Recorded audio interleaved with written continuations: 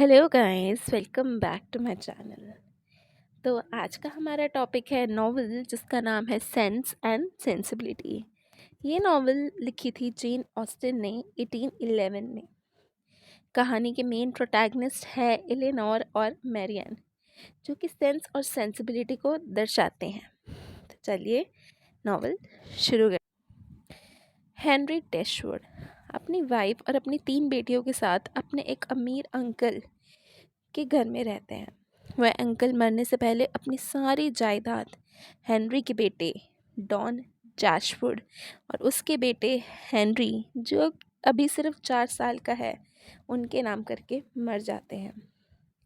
Henry की भी जल्द ही मौत हो जाती है और वो मरते वक्त जॉन से एक वादा लेके जाता है कि उसके मरने के बाद वह अपनी बीवी और उसकी 3 बेटियां एलेनोर, मैरियन और मार्गरेट, इन तीनों को फाइनेंशियली सपोर्ट करेगा। मतलब वो जॉन प्रॉमिस करता है उससे। जॉन हेनरी की पहली बीवी से हुआ हुआ बेटा था। मतलब वो एलेनोर, मैरियन और मार्गरेट का असल भाई नहीं था, सौतेला भाई था। जॉन अपने बहनों की मदद करना चाहता है, पर वह अपनी चालाक वाइफ, जिसका नाम है फैनी, की बातों में आके अपनी बहनों के अगेंस्ट हो जाता है और उनकी कोई कुछ खास मदद नहीं करता। जॉन और फैनी उनके घर में मूव हो जाते हैं और मिसेस डैशवुड अपने रहने के लिए नई जगह ढूंढने लगती हैं।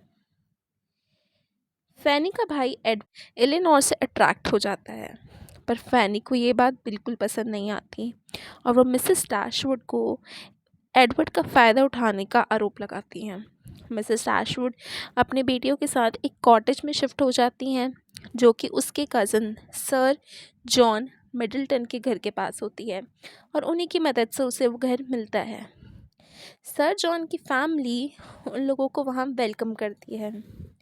सर जॉन का फ्रेंड कर्नल ब्रैंडन, जो कि 35 सालों का होता है, उन्हें 16 साल की मैरियन पसंद आने लगती है। ये बात मैरियन को पसंद नहीं होती। उसे लगता है कि वह एक 35 साल के आदमी से वो कभी प्यार नहीं कर सकती। असल में वो उसके फादर की एज का है। एक दिन वॉक करते वक्त मैरियन की मुलाकात होती है जॉन विलबी से और वो बहुत ही जल्द मैरियन विलबी को पसंद करने लगती है।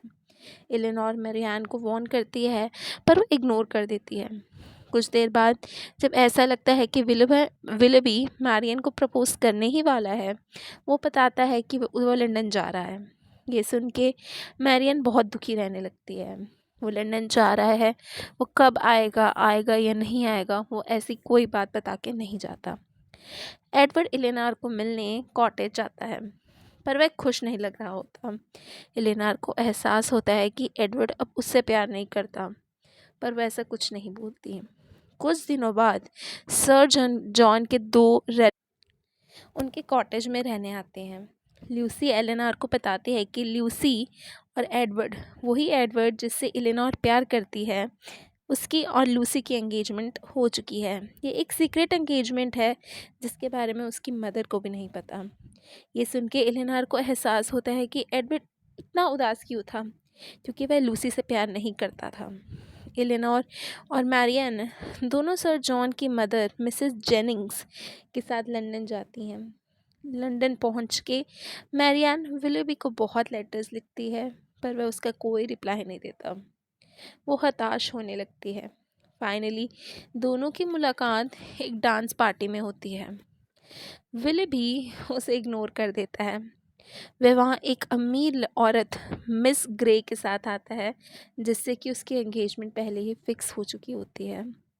कर्नल ब्रेंडन मैरियन को उदास देख के उससे बताता है कि विलबी अच्छा इंसान नहीं है। उसने एक यंग लड़की को प्रेग्नेंट करके छोड़ दिया था, जिसकी वजह से उसकी कोई इनहेरिटेंस नहीं है। उसकी मदर ने उसको उसकी जायदाद से बेदखल कर दिया है और वो कर्जे में चला गया है। और यही कारण है कि उसने मिस ग्रे जैसी अमीर औरत से एंगेजमेंट की है। विलबी की रियलिटी फाइनली मैरियन के सामने आई कि विलबी एक अच्छा इंसान नहीं है, वो एक चालबाज इंसान है। लूसी और एडवर्ड सीक्रेटली एंगेज थे, पर उनके एंगेजमेंट की न्यूज़ बाहर लीक हो जाती है। एडवर्ड की मदर एडवर्ड को लूसी से एंगेजमेंट तोड़ने को कहती है। मतलब लूसी और एडवर्ड एंगेज थे और इस बारे में किसी को भी नहीं पता था, एडवर्ड की मदर को भी नहीं। पर जब एडवर्ड की मदर को पता चलता है तो वो कहती है कि वो एंगेजमेंट तोड़ दे, पर वह लूसी की ऑनर के लिए एंगेजमेंट नहीं तोड़ता। वो सोचता है कि अगर उसने एंगेजमेंट तोड़ी तो लूसी की बहुत बेइज्जती हो जाएगी और इसी वजह से उसे जायदाद से निकाल दिया जाता है। कर्नल ब्रेंडन को एडवर्ड पे तरस आ जाता है और वह उसे क्लरिकल जॉब दे देता है। मैरियन लंदन में बीमार पड़ जाती है।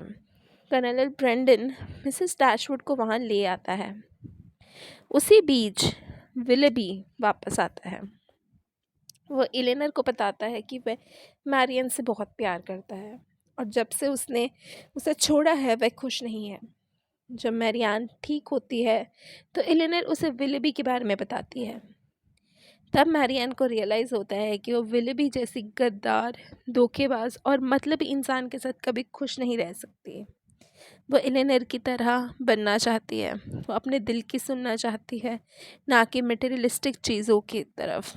फिज़िकल ब्यूटी, मटेरियलिस्टिक चीज़ें मैटर नहीं करती और उसे धीरे धीरे कर्नल ब्रेंडन से प्यार होने लगता है। एडवर्ड एलेनर को अकेले बताता है कि जब लूसी को पता चला कि अब एडवर्ड के पास पैसे नहीं हैं तो उसने उसे छोड़ के उसके छोटे भाई से एंगेजमेंट कर ली। तो इसका मतलब लूसी एक मतलबी औरत थी जो कभी भी एडवर्ड से प्यार नहीं करती थी बल्कि उसके पैसों से प्यार करती थी। तो कहानी के एंड में एलेनोर और एडवर्ड की शादी हो जाती है और मैरियन और ब्रेंडन की भी शादी हो जाती है और दोनों कपल्स बहुत खुशी खुशी रहते हैं। आई होप आपको ये वीडियो अच्छी लगी होगी। So if you enjoyed the video, please subscribe to my channel and thank you.